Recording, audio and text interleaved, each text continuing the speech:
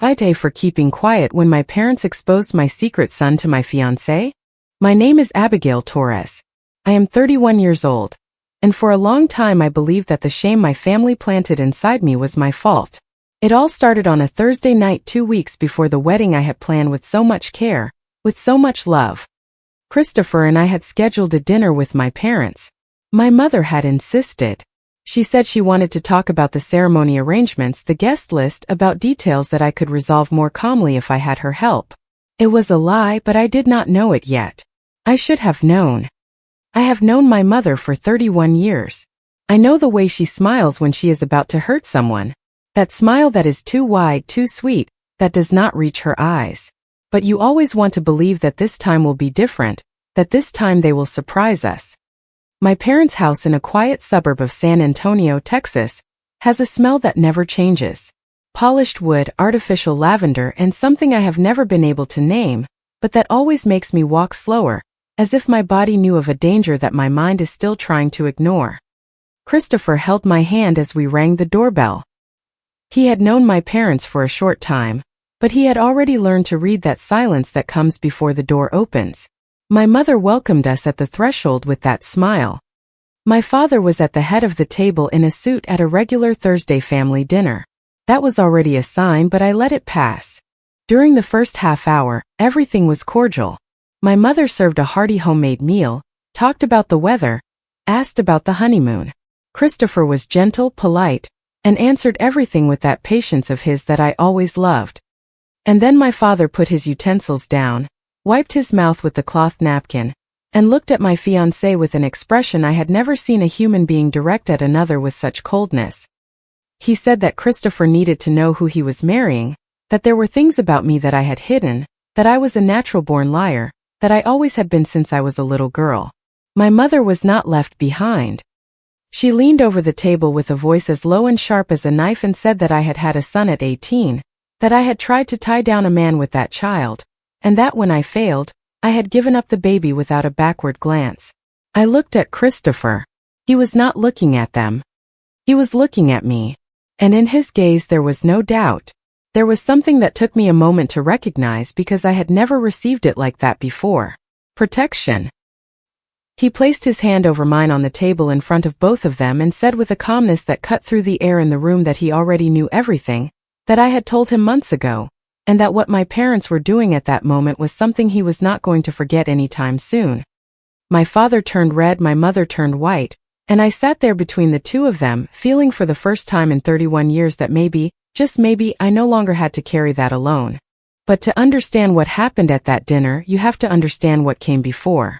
You have to go with me to 2013, to a hospital room in San Antonio, Texas, and understand what was taken from me one August night while I was 18 years old and had nowhere to run.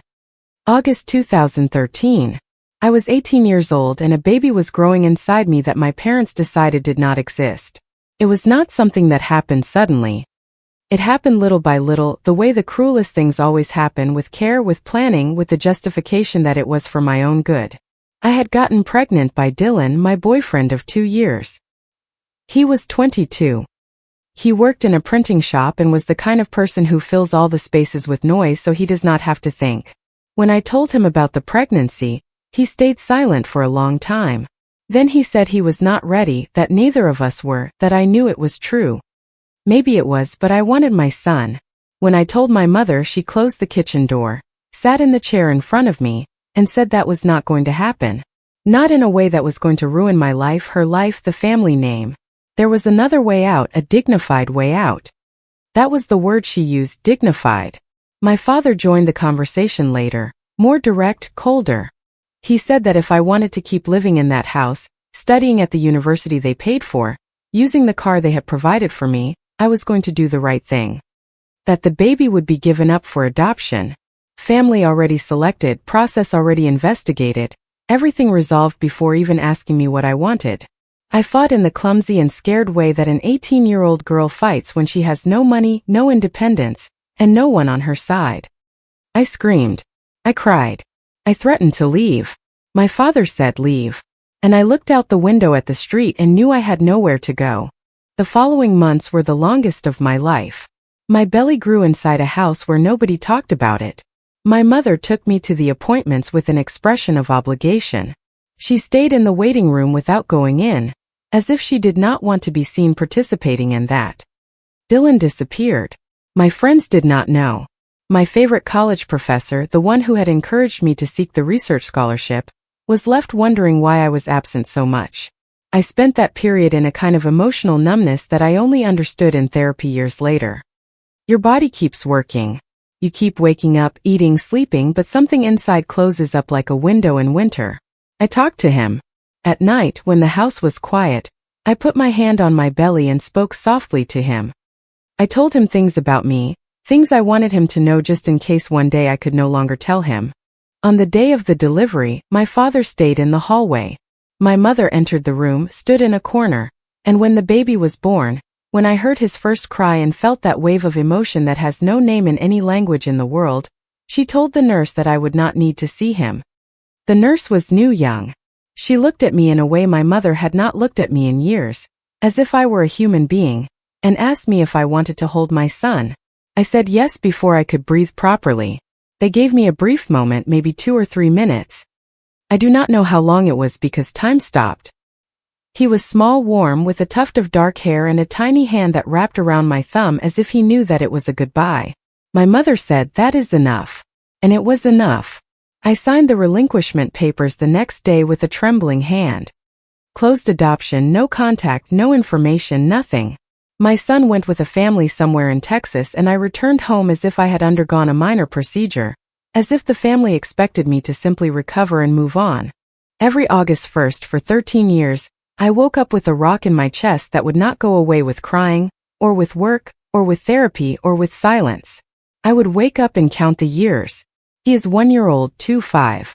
He is in elementary school. Will he like to read? Will anyone ever tell me the name they gave him?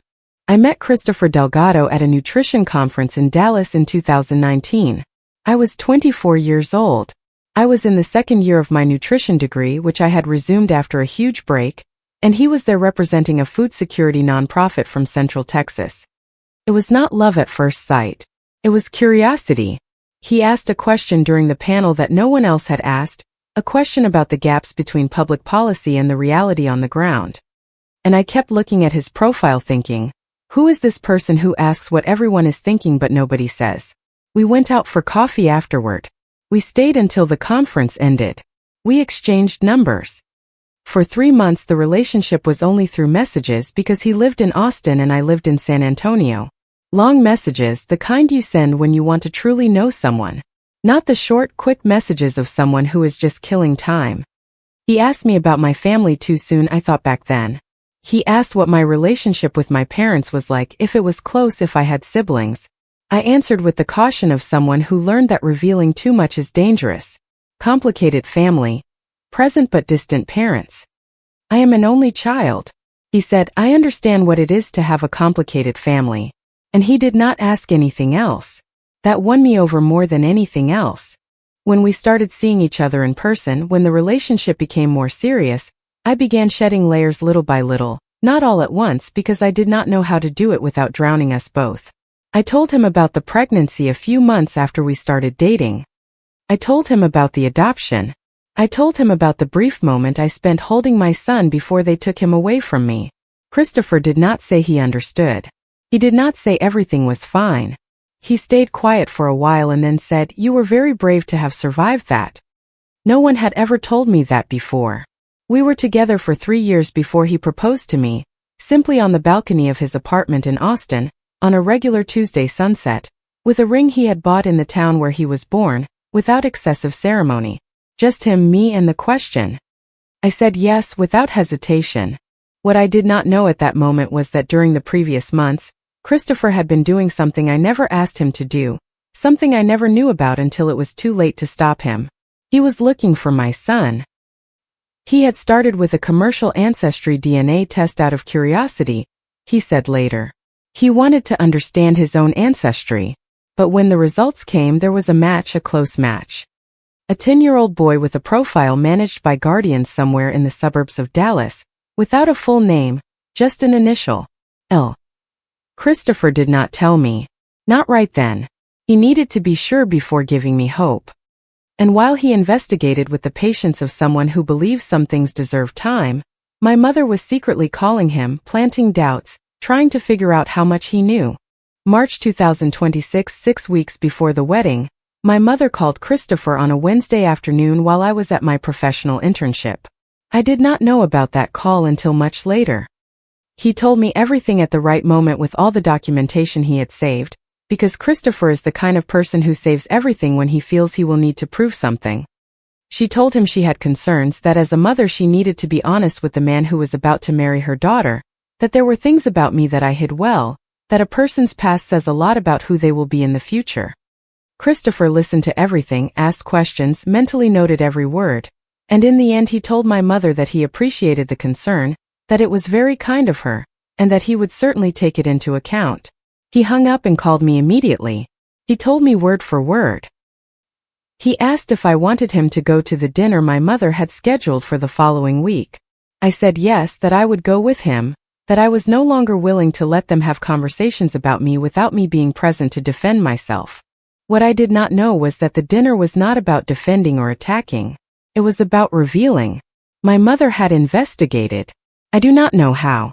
I do not know who helped her, but she had discovered that Christopher had taken a DNA test months before the proposal.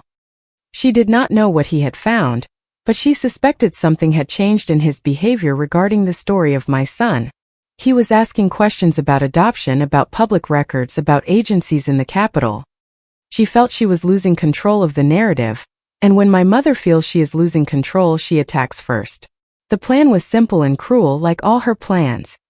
Reveal the story of my son to Christopher before I could put it into context, smear my name with the most painful version possible, and make him doubt me enough to at least postpone the wedding.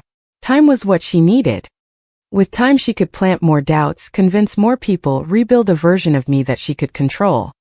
What she was not counting on was that Christopher already knew, and that he had not told me because he was waiting for the right moment to give me back something that was stolen from me 13 years ago. In the week prior to the fateful dinner, I noticed Christopher was different, quieter, more present, like someone who is carrying a secret too good to keep but too heavy to drop carelessly. I asked him if everything was okay. He said yes. He said he loved me. He said that regardless of what happened at my mother's dinner, I needed to know that he was on my side. I thought he was talking about the dinner. He was talking about something much bigger. 2 days before the dinner with my parents on a Monday afternoon, Christopher asked me to sit down. I sat at our kitchen table in Austin with a cup of coffee getting cold in front of me, and he told me everything. The DNA test, the match. The months of discreet investigation, the family in the Dallas suburbs, a couple of teachers who had adopted my newborn son and had always been honest with him about the adoption, that they had done the DNA test for medical reasons due to an unknown family history, and that when the result pointed to Christopher as a possible close relative, they had discreetly contacted a lawyer. My son's name was Logan. He was 10 years old and he wanted to meet me. I do not remember crying. My friend Megan, who was there that afternoon because Christopher had asked her to come, told me later that I just stared at the table for like 2 minutes doing nothing. Then I took a deep breath. Then I asked if there was a picture. There was.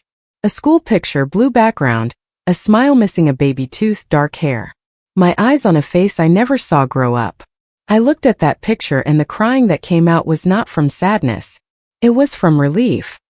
The kind of relief that only arrives when you spend entire years carrying something and finally you can let it go. Christopher had gotten in touch with Logan's adoptive parents through the lawyer. Their names were Jennifer and Kevin Ellis. Jennifer was a history teacher. Kevin was an agronomist. They had tried to keep the possibility of contact open since they adopted Logan, but the agency had informed them that the biological mother had requested a closed adoption with no communication. Another lie from my parents. Another door they had closed without asking me. When Christopher's lawyer contacted the Elises, Jennifer replied in less than 24 hours. She said Logan had known he was adopted since he was 4, that he asked about his biological mother every time someone talked about birthdays, that he had a notebook where he wrote questions he wanted to ask her someday. Questions like, do you look like me? Do you like to read? Why couldn't you keep me? We read the questions together, Christopher and I. And I cried in a way I cannot describe to anyone who has not gone through a loss like that. We scheduled a meeting for after the wedding. It was our decision, mine and Christopher's, with the support of the Elises. Logan knew the meeting was being planned, but he did not know the details yet. The family therapist recommended not rushing, building it carefully, not creating expectations that the meeting could not meet. But there was something else Christopher had planned without telling me, without asking for my permission, because he knew I would say no if he asked me. The rehearsal dinner was on a Friday 12 days before the wedding, in the event hall of a hotel in downtown San Antonio. 38 guests, Christopher's family who came from Austin, my college friends, co-workers, 5 couples who were friends of ours, and my parents who arrived 10 minutes late. Strategic punctuality to ensure everyone was already looking when they entered. My mother wore a navy blue dress that matched the decor a little too well. My father stood near the entrance for the first 15 minutes like someone evaluating the territory. The night started well. The toasts from the wedding party were beautiful. The stories were funny. Christopher's sister told an embarrassing story about him as a teenager that made the whole room laugh. My best friend Megan talked about when she met me in college and what she saw me go through without ever failing to show up the next day. She looked at me while she spoke and I knew she was talking about the things only she knew and also about the ones she did not know yet. And then Christopher stood up. He was not using any paper. He spoke from memory with that calmness that is what I love most about him. The calmness that is not indifference. It is a choice. He said he was going to tell a story, that it was the story of how he knew he was with the right person. It was not when we met, he said. It was months later when I realized that this woman had survived something that would have destroyed anyone else, and that even so she kept caring about the world with a generosity I could not understand where it came from. He looked at me. He said there was something he wanted everyone to know before the wedding, that there was someone he wanted to introduce, that this person had traveled from the Dallas suburbs especially to be there that night. The door at the back of the room opened. Jennifer Ellis walked in first, then Kevin, then Logan, 10 years old. Blue t-shirt, new sneakers, hair combed in that crooked way of someone who combed it himself in a rush. He stood at the entrance for a second, looking at the room full of adults he did not know. And then his eyes met mine, my eyes on his face. I do not remember getting up from my chair. I remember I was standing. I remember he walked toward me with a hesitation that broke my heart with tenderness, because it was the hesitation of someone who wants to but does not know if he can. And when he got close enough, he asked very softly, "Are you Abigail?" I said yes. He said, "I imagined you differently, but you look like the drawing I had made." That was when I heard my father's chair scrape across the floor. My mother had turned so white the makeup looked like a mask. My father was standing with his face hardened into an expression I knew well. He was calculating the damage, looking for the exit. He said loud enough for the next table to hear that this was inappropriate, that bringing a child into a situation like this was irresponsible, that someone needed to have some common sense. Christopher answered. He did not raise his voice. He said that the only irresponsibility in that room had a familiar face. It was Megan who spoke next.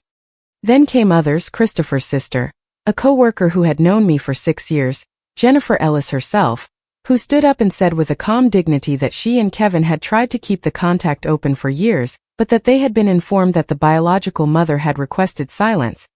That only now, through Christopher's contact, they had discovered the truth. My father tried to speak again. The room did not let him. It was not a scene. It was a collective silence of the kind that happens when 38 people reach the same understanding at the same time without needing to consult each other. My parents left without a speech, without a final word. My mother grabbed her purse with that controlled manner of someone who is hurting inside but will not give the pleasure of showing it. And they left. Logan, who had stayed by my side through it all, looked toward the door and asked if those were the grandparents who did not want him to exist. I said yes. He thought about it for a second. He said, "It's okay. I have Jennifer and Kevin's grandparents anyway, and now I am going to have Christopher's family too." The whole room laughed and then someone started clapping and the applause grew. And Logan looked around with that face of a child who does not quite understand why adults are clapping but thinks it must be something good. We got married on a sunny Saturday afternoon in a small ceremony at an estate in the Texas Hill Country, on the outskirts of San Antonio. 120 people, wildflowers in the arrangements, because they were the ones I had always liked and never had the courage to choose when my mother still gave her opinion. Megan cried through the entire ceremony speech. Christopher's sister sang. Christopher cried when I reached the beginning of the aisle, and I laughed in a way I did not know I was capable of laughing. My parents were not invited. I feel no guilt about that. It took me years to understand that the absence of guilt is not cruelty.